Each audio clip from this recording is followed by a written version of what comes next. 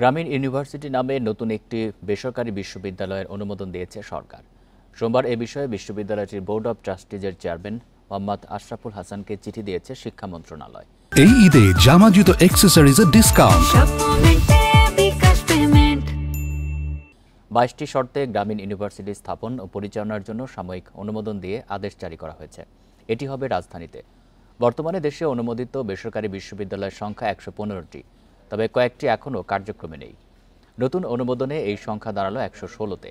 শর্ত অনুসারে সাময়িক অনুমোদনের মেয়াদ থাকবে 7 বছর। কমপক্ষে 25,000 বর্গফুটের নিজস্ব কিংবা ভাড়া করা ভবনে থাকতে হবে ক্যাম্পাস। ন্যূনতম 3টি অনুষদ এবং এসব অনুষদের অধীনে কমপক্ষে 6টি বিভাগ থাকতে হবে।